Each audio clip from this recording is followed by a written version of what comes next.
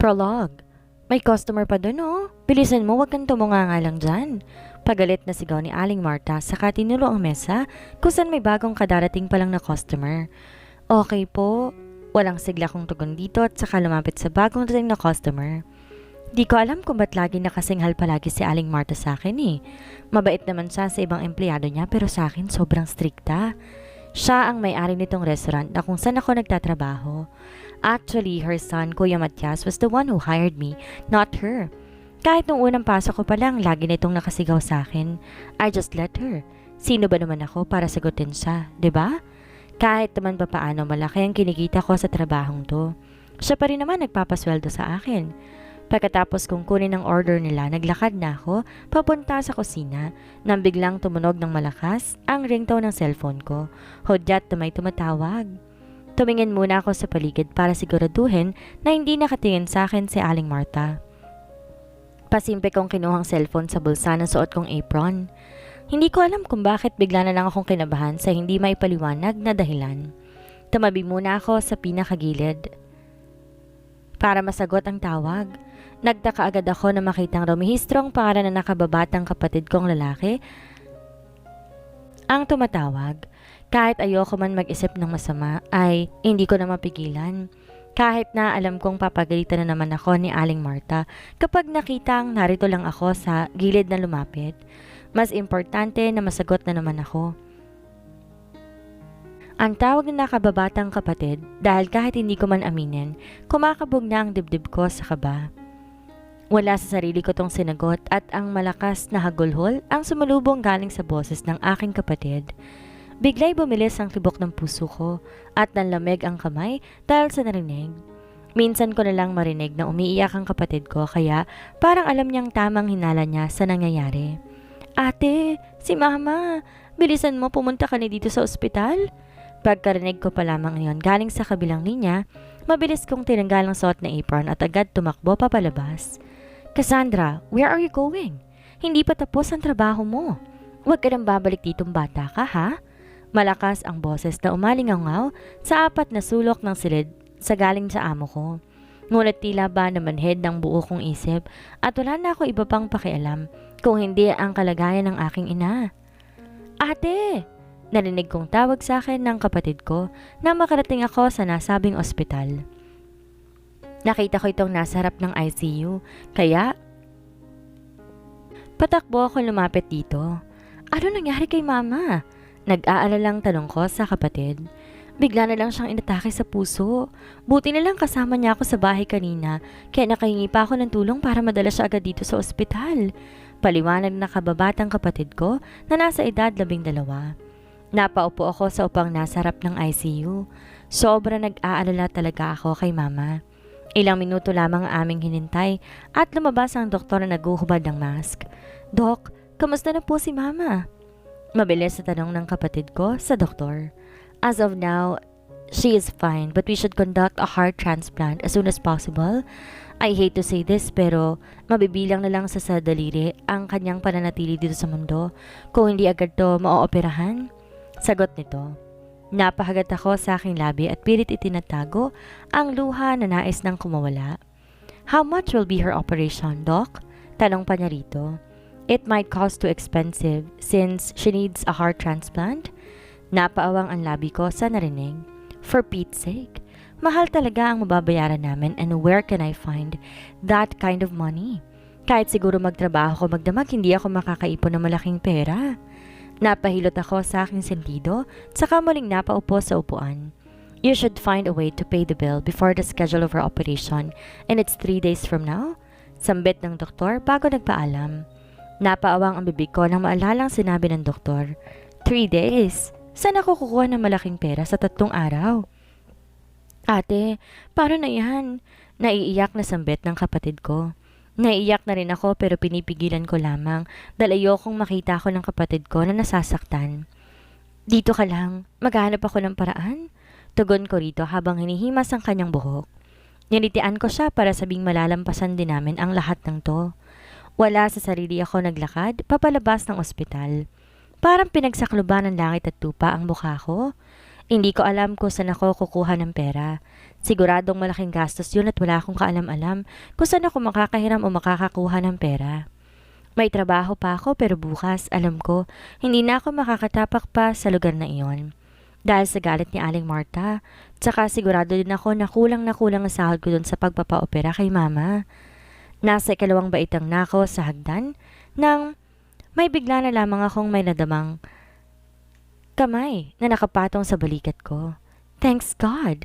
Napansin mo rin ako? Narinig kong sabi ng kung sino man. Lumingon ako paharap dito kahit pa naguguluhan. Nakita ko ang babaeng hindi nalalayo sa edad ko. Maganda ang kanyang pananamit at forma kaya't nalaman kong mayaman ang kaharap ko. Hindi ko alam kung ba't lumaki ang mata nito na para bang nakakita ng multo. Ilang segundo nitong sinuri ang mukha ko bago pinilig ang ulo. Hindi na ako magpapatumpik-tumpik pa. You need a job, right? I can give you a job. Anito saka nag-aalangang umiti sa akin. Di agad ako nakasagot. I can pay for your mother's hospital bill for her operation. You still don't want to? Napabaling ng atensyon ko sa kanya nang marinig ang sinabi niya. She looks desperate now and I cannot judge her. Kasi kahit ako desperado na rin ngayon. Paano niya nalaman ang problema ko? How did you know that I need money? Nagugulumihan ng tanong ko rito. She held my hand and squeezed it tightly. Sorry, but I did not mean to hear your conversation with the doctor. I nodded at her, telling that it's okay. As what I've said, do you want a job? Nakangiti nitong tanong. She looks calm and harmless. She is pretty too with her simple pastel dress. What job is it?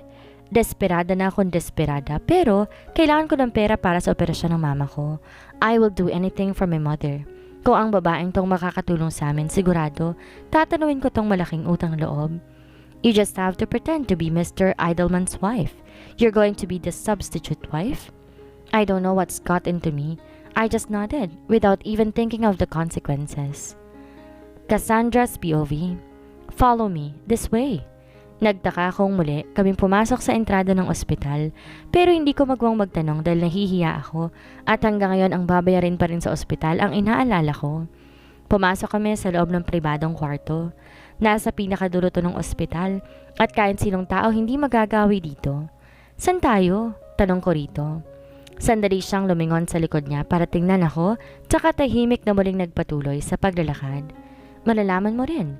Sambit nito at saka pinihit ang doorknob sa pinakahuling kwarto. Ngayon ko lang nalaman na may ganito palang kwarto dito. Sa ospital, parang ginawa talaga sa espesyal na pasyenteng naririto. Marami rin kaming nadaraanan sa private room pero mukhang nasa pinakadulo talaga ang room na hinahanap namin. Hindi nga ako nagkamali dahil huminto kami sa pinakadulong silid. Naunang pumasok si Chloe habang ako naman nasa likod niya. At nakasunod lamang. Pagpasok pa lang sinalubong agad kami ng mahinang tunog ng monitor. Marami ring nakakabit na kung ano-ano sa katawan ng babae. Nagulat ako na makita ang mukha ng babae na nakahiga sa hospital bed. Her face resembled mine. She really looked exactly like me. That makes my mouth gaped open and shocked. Napansin ko rin ang palipat-lipat na tingin ni Chloe sa akin at sa babaeng nakaratay sa kama. Ilang minuto akong nakatulala sa babae bago ko nabalik sa katinoan. She's pale and weak. She had a car accident. She has been lying here for 2 weeks and even the doctors doesn't know when will she gain her consciousness back. Nakita ko pa ang pasimple nitong pagpahid sa lumandas na luha sa kanyang mga mata. Siguradong napakasakit para sa kanya na makita ang pinsan niya na nakaratay sa kama na to. Her name is Julieta Malia Castro. She's bound to marry the grandson of Idleman Company. But in her condition now, I don't think she can do it. That is why I want you to pretend as Juliet Malia Castro for the meantime. We will both have benefits from this. I can help you and you can help me. Napatin ako sa sahig at saka napakagat labi. Why does she need to marry the grandson of Idleman's Company? Just by looking at her, I can say that her family is wealthy just like Idleman Company. I committed at saka tinignan na nakakaawang kalagayan ni Juliet. Hindi ko alam kung paano nangyaring magkaparehas kami ng mukha mula sa mata hanggang sa bibig. Hanggang ngayon nagtataka pa rin talaga ako. Castro Company is now facing a really big crisis in their company. The investment are deceasing, that's why they think that the marriage of the two company will make a very big union and stronger bond. If they're not going to marry each other, the Castro company, there is no other way. Their company will be surely experiencing bankruptcy. Napaawang ang bibig ko sa sinabi niya. I hope you will be successful in pretending. I've heard that the grandson of Idleman is a bit Charles and Hendrix. I just want to remind you so you can be ready. Dugtong pa nito. Tumango ako bilang tugon, tsaka biglang kinabahan sa komento nito. Hindi ko kilala ang tinutukoy nito kahit sana naman hindi siya maging Hendrix. Why me? Tanong ko pa rito pagkaraan na ilang minutong katahimikan.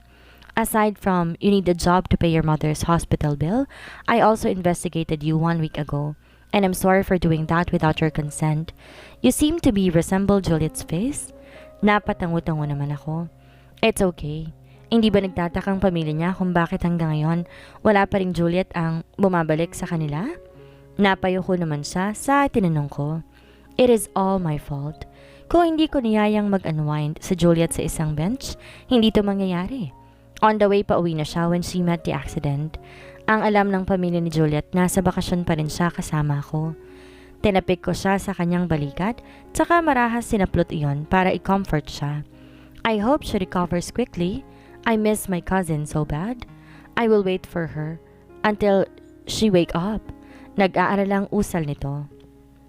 Habang naluluhang nakatitig sa maamong mukha na nakaratay sa kama. I am sorry, Cassandra, if I engage you in our family's problems. I just don't know what to do now if I haven't saw you. Marahan akong ngumiti sa kanya. Tomorrow, I will pay all your mother's expenses. I promise you. Tumango-tango ako at saka nagpasalamat. Kailan ako pwede mag-start? Pahabol kong talong dito. Tomorrow, since masyadong matagal ang pagkawala ni Juliet, magpakita ka na bukas para hindi sila mabahala. Iahatid kita sa mansyon. Napabuntong hininga ko. Kinabahan ako sa pinasukan kong gulo. Hindi ko alam kung tama o bali ba tong iniisip ko eh. Sana hindi mali ang desisyon kong to. Ayoko makapurwisyo ng ibang tao. Ilang buwan lang naman sigurong pagpapanggap na to eh. Kakayanin ko to para sa kapatid at sa mama ko. I'm afraid that someone will notice the changes of a new Juliet Malia. Hindi ko alam paano mabuhay ang dating Juliet, paano makipag-interact sa mga tao, at paano makitungo sa mga pamilya at kaibigan ng totoong Juliet. Sana lang walang makahalata ng pagbabagong mangyayari. Hindi ko alam kung paano matatapos lahat ng to. Kahit ayokong manloko na ibang tao sa pamamagitan ng pagpapanggap bilang isang Juliet Maria Castro, wala ko ibang choice kundi gawin ang nararapat para sa pamilya ko. Gagawin kong lahat para sa mama at kapatid ko, kahit ang kapalit ito'y magkasala ko. Kahit sino naman siguro gagawin din ang gagawin kong to para sa pamilya nila.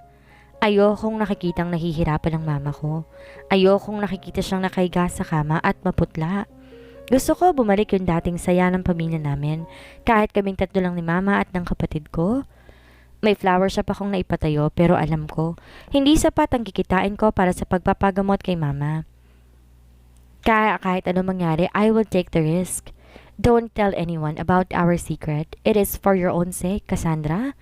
Bili ni Chloe habang minama ni Aubrey ang kanyang sasakyan papunta sa mansyon ng mga Castro. Tumango naman ako bilang tugon. Palapit ng palapit ang sasakyan namin sa aming destinasyon at siya ring pangbilis ng pagpintig ng puso ko sa kaba. Remember what have I told you, Cassandra? We should not fail. Mas lalo akong kinabahan sa sinabi ni Chloe. May binigay sa akin ng mga larawan si Chloe at yun daw ang mga related kay Juliet kahit matagal akong nakatulog kagabi dahil sa pagpapafamiliarize ng mukha at pangalan ko. Sa likod ng larawan, nakalagay ang mga description sa kung paano i-approach sa mga yon kung sakaling magkita kami ngayon. Sana nga hindi ko makalimutan ang inaral ko kagabi. Hindi na ako makahinga sa sobra kong kaba nang huminto kami sa may kalakihang bahay na kulay puti. Malaki ito at halata mong mayaman na may-ari. Just relax, bulong sa akin ni Chloe. Napabuga ako sa hangin at pilit pinapakalmang sarili. Hindi man kumalma ang buo kong katawan sa pag-aalo sa akin ni Chloe. My heart is still thumping like crazy. May pinindot na kung ano si Chloe bago bumakas ng kusa ang gate. Nagulat pa ako na makitang maraming tao sa hardin na siguradong mga pamilya ni Juliet. Maingay sila dahil sa pagkakwentuhan, pero nang makitang pumasok ang kotse na sinasakyan namin, natahimik sila. Halos lahat na patingin na lumabas ako sa passenger seat ng kotse, habang si Chloe na may nasa gilid ko lang, nagmamasid. Anak! Sambit ng isang lalaki. Siguro mga nasa 40s na ito pero batang-bata pa rin ang kanyang itsura. Halatang elegante ang papa ni Juliet. Dad? Tugon ko at saka lumapit dito para salubungin siya na mahigpit na yakap. Parang may mainit na kamay ang humaplos sa puso ko na maramdaman ang yakap ng lalaki. Siguro dahil ni minsan hindi ko man lang nakita ang papa ko. Hindi ko nga rin alam kung anong itsura nito dahil wala man lang ibinigay na larawan sa akin si mama. Pero ang narinig ko'y kamukhang kamukha ko raw ang itsura ni papa. I miss you so much, my princess. Dugtong pa rito habang nakayaka pa rin sa akin. Nanigas ako sa akin natatayuan. Hindi ko alam kung mararamdaman niya bang naiilang ako ng kaunti sa matagal nitong yakap. Halatang nagulat siya sa inasal ko. I miss you too. Napasa po ako sa aking noo. Hindi talaga ako mahusay umarte. Napakamot ako sa batok. I shouldn't do it. Ang nabasa ko sa binigay na larawan ni Chloe, dapat sweet ako sa daddy ni Juliet. Let's go. Ayon ito sa akin nang hinila niya ako sa may hardin. May pabilog na lamesa dito kung saan may mga nakaupo habang kumakain. Cuz, bati ng isang pinsan ni Juliet na mabilis tumayo para salubungin ako. Niyakap ako nito na magkalapit kami, pero ngayon gumanti na rin ako ng yakap. Ayokong mabuking kami kaagad. Hi Juliet, how's your vacation? Tanong ng laking hindi nalalayo sa edad ko. Pagkaupo ko sa tapat niya, nakita ko na to sa larawang binigay sa akin ni Chloe para i-familiarize ang pamilya ni Juliet. It's fine, sagot ko rito, tsaka umupo sa bakanting upuan. Every Sunday, may ganitong pagtitipon ng pamilya Castro na kinuwento sa akin ni Chloe. Hey Chloe, I thought you're going to Italy for some business matter. Baling nito kay Chloe. Nag-aalilangan siyang ngumiti bago sumagot. I postpone it for the meantime since I don't want to leave Juliet. Sagot nito. Napatango ang lalaki na nagngangalang Dominic Castro, one of my cousin. Muling bumalik ang ingay galing sa pagtatawanan at kwentuhan ng pamilya Castro. Naramdaman ko ang marahang pag-upo ni Chloe sa tabi ko. Thanks God, walang nakakahalata sa pagkakaiba ng dating Juliet at ngayong Juliet. Mahinang bulong sa akin ni Chloe habang umiinom ng wine. Halos kami lang ang nakakarinig sa sinabi niya sa sobrang hina. Nagpapasalamat din ako dahil hanggang ngayon, hindi pa rin kami nabubuko at sana'y magtagal pa to. By the way, cuz, the grandson of Idleman Company wants to meet you tomorrow. You wanna go? Biglang sabat ng babaeng mukhang ilang taon ang tanda sa amin. Yes. Tsaka marahan akong tumango. I don't have any choice. Nakita ko namang napay tong iba sa kanilang ginagawa. Maging si daddy napangangapadal sa sagot ko. Is it a big deal? 2 weeks ago you declined it and got furious but now, OMG, you're growing fast, cousin. You're being mature now. Masiyang tugon ng babae na kanina'y kumausap sa akin. I don't have any choice. If I did not follow, you're still going to pursue me on that marriage thing. What else can I do? Tugon ko rito. Narinig ko ang marahang tikim ng katabi ko. Please excuse us. I think Juliet needs to take a rest. Sabat ni Chloe saka hindi ako papasok sa mansyon. Di ko mapigilang humanga sa interior design ng bahay na to. Mga antique ang gamit with a mix of splash modern designs. Uminto kami sa paglalakad nang matapat kami sa isang pinto. Walang sabing binuksan to ni Chloe, saka pinapasok ako. Chloe, what's with the reaction? When I finally accept the invitation of your grandson of Idleman Company, they seem so shocked. Yun naman dapat daw kong gawin, di ba? That's the reason why we decided to go to the beach that day. She doesn't want to be imprisoned in a marriage where there is no love between. She loves someone else but her parents disapprove with it. I pity my cousin so much. She don't deserve this. Mahinang tugon nito. Lumapit ako kung saan siya nakaupo at marahang hinimas ang kanyang likod para pakalmahin siya. The grandson of Idleman Company. His name is Charles Gael Idleman. His name reflected what attitude he has. Juliet is afraid of him. She don't want to marry a beast, and we also heard that he has a girlfriend. She don't want to tie her neck with that guy who is attached with someone. It's also the reason why we go out to unwind, to freshen up her mind, para makapag-isip siya kung paano malulusutan ng problema sa kumpanya. Dugtong pa nito. Narinig ko ang pangalang iyon pero hindi ko maalala kung saan o kailan. Marahan siyang ngumiti at saka tumayo na. Take a rest, Juliet. Usal nito at sa kaniyakap ako bago iniwan sa kwartong to. Charles Gael Idleman. Why does his name seem so familiar? Nagising ako dahil sa tunog ng aking cellphone. Nakita ko ang text ng kapatid ko, kaya mabilis ko tong binuksan. From Layla. Ate, bukas ng schedule ng operasyon ni Mama. Sana makarating ka. Napahinga ako ng malalim sa nabasa ko. Ine-expect ng kapatid kong makakapunta ako, pero paano na to? Baka may makakita sa akin. Napabuga ako ng hangin.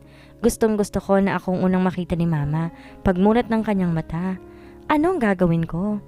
Napabangon ako na makarinig ng ilang katok sa pinto. Anong gagawin ko? Come in, sagot ko rito. Narinig ko naman ang mahinang pagpihit ng doorknob. Nakita ko roon ang dada ni Juliet. Anak?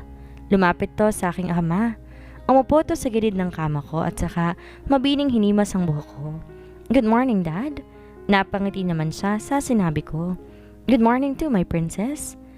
Alam mo anak, hindi naman kita pinipilit sa kasal. Ayos lang kahit matambak tayo sa utang dahil sa papalubog nating kumpanya.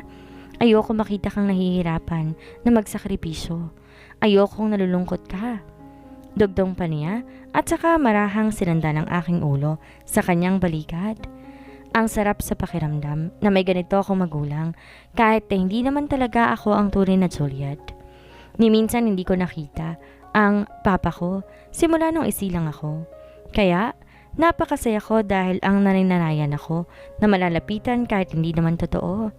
Dad, it's okay. Ayoko rin po na makita kayong nalulungkot sa papalubog nating kumpanya. Pinaghirapan niyo ng pamilya natin. Naiintindihan ko pong ginagawa niyo lang ito para sa kapakanan ko. Mahina akong sabi, tsaka niyakap siya sa kanyang bewang. Oh, my princess is going up so fast. Don't worry. Alam ko, matututunan mo ring mahalin. Ang ipapakasal sa'yo? Mahina akong tumango at saka mas sinigpitan pa ang yakap sa kanya. I hope not. Hindi naman kasi ako ang totoong Juliet. Wait, di ba magkikita kayo ngayon? Biglang talong ni Daddy, kaya't napabitaw ako sa pagkakayakap sa kanya. Oo nga pala, nakalimutan ko na ang bagay na yon. Let's go, maganda ka na. Kailangan maganda ka sa unang pagkikita ninyo. Sambit ni Daddy, tsaka hinila ko para makatayo sa kama. Napatingin ako sa phone ni Juliet nang tumunog iyon. Nakita ko ang unknown number ang tumatawag, kaya mabilis ko yung sinagot. Baka emergency? Hello? Mahina akong tugon sa kabilang linya. Nagtaka ako ng ilang segundo na lang lumilipas, wala pa rin nagsasalita sa kabilang linya. Inalayo ko sa aking tenga ang cellphone, tsaka tiningnan kung ongoing pa ba ang tawag. Napakulot ang noo ko na makita na hindi pa naman nag-e-end ang call. Idleman Hotel, 1 p.m. Narinig ko ang malalim at buong boses na sabi nito sa kabilang linya. Naparanok ako sa sobrang seryoso ng tinig nito. Di agad ako nakasagot kaya't nang maramdaman ko, ibababa niya ng linya nagsalita na ako. Wait, may I know who's this? May naisip na ako kung sino pero ayoko naman na mag-assume. Baka mamaya kidnapper pala to, di ba? Your fiancé. Who else?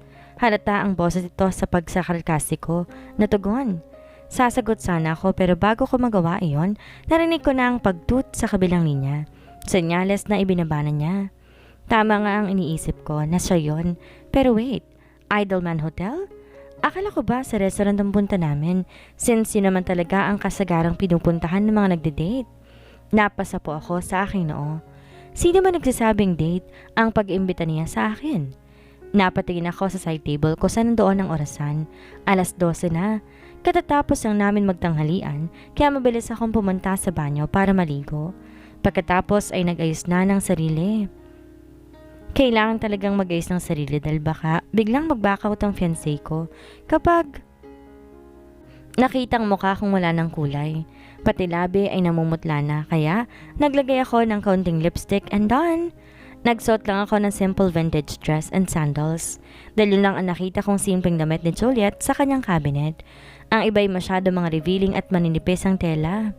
Nang tignan ko ang orasan, naparunok ako na makitang mag-aalauna na. Nasabi sa akin ni Chloe na Charles is such an impatient person. Ayaw nito ang naghihintay, kaya patakbo ko lumabas ng kwarto. Hinalikan ko muna ang magkabilang pisngi ni Daddy na makita ko itong nasa sala, nakaharap sa kanyang laptop at mukhang may ginagawang trabaho at saka nagmamadaling lumabas ng bahay. Ihahatid ako ng family driver kaya hindi na ako mag-aalala lang maghintay ng taxi. Sa sasakyan pa lang kinakabahan na ako Nanlalamig na rin ang kamay ko.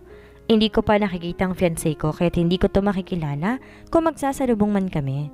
Wala akong kaide-ideya sa kanyang itsura. Nagpapasalamat ako sa driver bago pumasok sa loob ng hotel.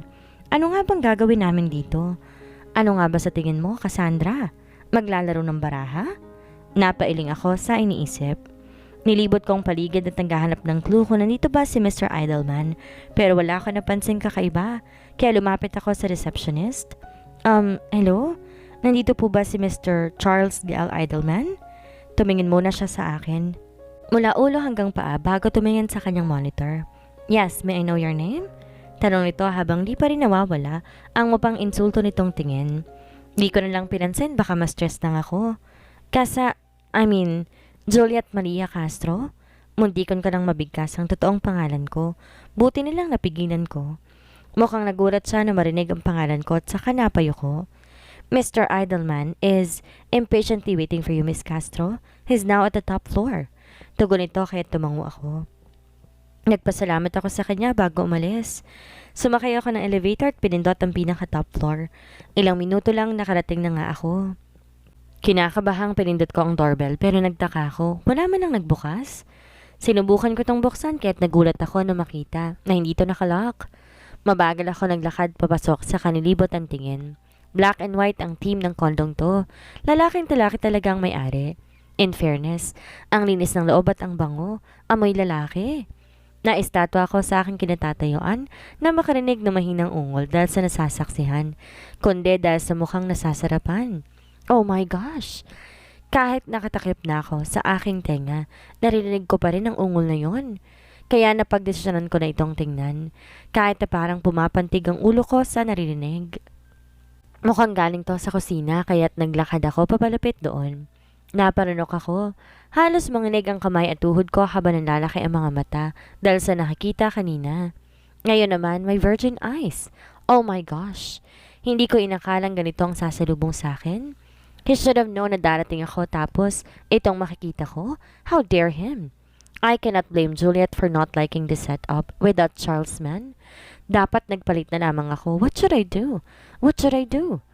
Napatras ako sa nakita at gusto ko nang makalabas sa kwartong to at di na ulit babalik pa nang di sinasadya. Nasagi kong malit na ceramic vase sa gilid ko. Gumawa to ng ingay nang tumama sa tiles na sahig. Mabuti na lang hindi nabasag, kung hindi, makakabayad pa yata ako. Napakagat ako sa ibabang labi nang maramdaman ang tingin ng dalawa mula sa kusina. Napatigil sila sa kanilang ginagawa at mapanayang nakatingin sa akin ang lalaki na sa tingin ko ay si Charles. Habang ang babae na may masamang nakatingin sa akin. Parang susugurin na nga niya ako ng sabunot dahil sa tingin iyon. Sorry, hindi ko mapigilang mautal. Mabilis kong kinuha ang vase na nahulog tsaka nilagay iyon sa dating ayos nito. Nanlalambot ang tuhod ko at tulala habang naglalakad papalapit sa pintuan. Charles, where are you going? We're not done yet. Narinig ko pa ang nakakairitang boses ng babae. Fix yourself and get out. But just get out. Napukaw lang ako sa pagkatulala nang sinagi ako ng babae habang nagdadabog to papalabas ng unit. Nakaayos na ito ngayon na ipinagpapasalamat ko. Are you my fiancé? Napasinghap ako na maramdaman ang hininga nito sa bato ko. Mabilis ako napalayo sa kanya at napadapa ng dibdib. Kahit wala pa naman siyang ginagawa. May nakatabang tuwali na para bang ibaba niya at mukhang kagagaling niya lang mag-alcohol ng kamay. Mabuti naman at naisipan niyang gawin yon bago humarap sa fiancé niya. Walang emosyon ko siyang tinitigan. Kahit na sa kaloob-looban ko'y magwawala na ako. Just so you know, I'm not here to be out of your whore. I'm here because you told me, but since you're a bit busy today, I think I should go home. I said, ignoring his question. Obviously, fiancé niya ako. Bakit nag-e-expect pa ba siya na ibang babaeng pupunta ngayon? Wow ha? Let's see. Juliet Maria Castro. Did you already forgot? You're the one who need our help, not me. Fine, go home. But just so you know, your company is in a big crisis now. I can cancel our engagement if you want. Nakangisi nitong sambit pero seryoso pa rin ang mata. If we're just not in this situation, I might praise him for looking so good. I can't deny the fact that he's really too handsome. Kiniyom kong aking kamao. Ngayon pa lang sa tanang buhay ko na nagpigil ako ng gantong klaseng galit at sa isa pang lalaki. Babaero na nga, ang yabang pa. Kala mo ko sino? What do you want me to do then? Taas na akong tanong dito. Kinakabahan ako nang suriin ako nito mula ulo hanggang paa. Narinig ko pa siyang tumawa ng sarkastiko tsaka inisang hakbang para mapalapit sa kinatatayuan ko. He snaked his arms around my waist kaya mas lalo ko napalapit sa kanya. Naramdaman ko pa nga ang kanyang hininga na sobrang lapit namin sa isa't isa. Para akong tatakasan ng kulay sa posisyon namin ngayon. I want you, baby. Right here, right now. Malambing nitong bulong. His breath sent shivers down to my spine. Napaigpit ang pagkakahawak ko sa palda ng aking dress at mas lalo lumakas ang pintig ng aking puso dahil sa kaba. Feeling ko namumutla na ako kahit naglagay ako ng konting lip gloss kanina. I heard him chuckle. Still his looks are intense. Do you really think I will do it with you? Pinasadahan muli ako nito ng tingin. You're not that even pretty. Not even my type. He smirked. Napakayum ako ng kamao. How dare he insult me? You are just wasting my time. Pinapunta mo ba ako dito para lang insultohin ng ganyan? If you just did not call me for a meet-up, nakalutang ka na sana sa ulap kasama ng babae kanina? Hindi ko alam kung saan ako nakahugot ang lakas para sabihin iyon. It's just that I'm really irritated. Tumalikod ako sa kanya at balak na sanang umalis. Malapit na ako sa pinto nang maramdaman ko ang kamay niya na nakapulupot sa braso ko. Nang tingnan ko ang mukha niya, seryoso na ito ngayon. Malayong malayo sa itsura niya. Kanina, how dare you turn your back on me? Naiinis na sumbat pa nito at saka marahas akong sinandal sa pintuan. His eyes looked so intense now. Let go of me. Nasasaktan ako. Reklamo ko habang nanlalaban sa kanya. Hindi mo na naising galitin ako, Juliet. Unang-una sa lahat, ayoko nang tinatalikuran ako ng walang pasabi. Remember, isang sabi ko lang sa lolo kong i-cancel ang engagement natin, gagawin niya agad. Your company is just nothing compared to us. Hindi kawalan ang kumpanya ninyo. Napakurap ako ng ilang beses.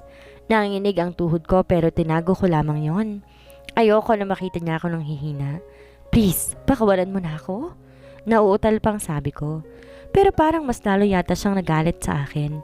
I hate you, Juliet. I hate you so much. Sigaw nito. Napapakit ako na mata sa sigaw niyang iyon. She left me because of you. Because of this fixed marriage, she left me. He blurted. Nanigas ako sa aking kinatatayuan dahil sa narinig sa kanya. Ito ba ang kinagagalit niya? Kaya ba ganyan katindi ang galit niya sa akin? Sabi nga niya, diba? Hindi kawalan ng kumpanya namin. What's stopping him from breaking our engagement? So totoo palang bali-balitang may girlfriend siya. Binitawan niya ng pagkakahawak sa braso ko. Naramdaman ko naman ngayon ang braso niyang pumulupot sa bewang ko, tsaka maraang dinikit sa katawan niya. Nilagay niya ang noon niya sa balikat ko. He looks calm now. Ramdam na ramdam ko ang matigas at mainit itong dibdib. Nagtagal yun ng 3 segundo bago nito iniangat ang ulo. Pumungay ang kanyang mata nang tumingin sa akin. His face looked so tired. Nagulat ako at nilapit ang mukha nito sa akin. Bago pa man ako makareact, ay nakalapat na ang kanyang labi sa labi ko. Napapikit ako habang dinaramdam ang malambot na bagay na nakadampi sa labi ko. Marahan ang kanyang paghalik pag-una, pero hindi nagtagal naging marahas ang kanyang galaw. His tongue seeks for an entrance nang hindi ko yun binuka. Kinagat nito ng marahan ang ibabang labi ko, kaya't napasinghap ako. That's his signal to invite your mouth. Nagulat ako nang buhatin ako nito. We are still kissing. Naramdaman ko na ibinaba niya ako sa sofa, sa pinakamalapit sa pwesto namin. Iniga niya ako dito saka siya pumatong. Para kung binuhusan ng malamig na tubig nang matauhan ako. Hahalik na sana siya sa labi ko nang umiwas ako, kaya sa pisngi ko na lamang ang hinalikan niya. Makakasalubong naman ang kanyang kilay sa inasal ko. Hindi tama to. I will never give it to him. Isusuko ko lang ang pinakaiingatan ko sa lalaking mamahalin ko habang buhay. Ako si Cassandra at hindi si Juliet, kaya hindi po pwedeng may mangyari sa amin. Gagawin ko ang lahat, hindi ko lang maibigay sa kanya ang gusto niyang makuha. Hinding-hindi. Itinulak ko siya sa dibdib, kaya naman mukhang natauhan din siya. Umupo siya sa tabi ko at saka sinandalang ulo sa sandalan at ipinikit ang mata. Get out of here! Leave me alone! Utos ito at itinuro ang pintuan. Ito yung masakit sa part. Pagkatapos mong sumakay sa init nila, para kang basura na itatapon lang pagkatapos. Kahit di naman niya talaga ako naangkin ng tuluyan, masakit pa rin sa akin ang tratuhin akong ganito. I just gave him my first kiss, dude. My first kiss. Pinapunta niya ako dito tapos wala naman palang importanteng sasabihin o gagawin. Nagsayang na ako ng time and effort para dito. Nakaka-insulto yun. Hindi nilang sana ako pumunta dito kung ganito rin naman palang aabutin ko. Padabog kong inayos ang sarili ko at mabilis na naglakad papalabas. Pagkabukas ko ng pinto, sumalubong sa akin na maganda at maputing babae. Napakaiksi ng kanyang suot na skirt at halos lumuwa na ang kanyang kaluluwa sa suot na damit. Kakatok sana ito pero nakita niyang papalabas ako. Oh, are you already done? That was fast. She smiled at me mockingly. Tuloy-tuloy ito sa pagpasok sa unit ni Charles. Napatulala naman ako ng ilang segundo sa labas. Anong akala niya sa akin? Bugaw sa kanto katulad niya? What the? Ang sarap pilahin ng buhok ng babaeng yon. What the ulit? Bakit ibang babae na naman yon?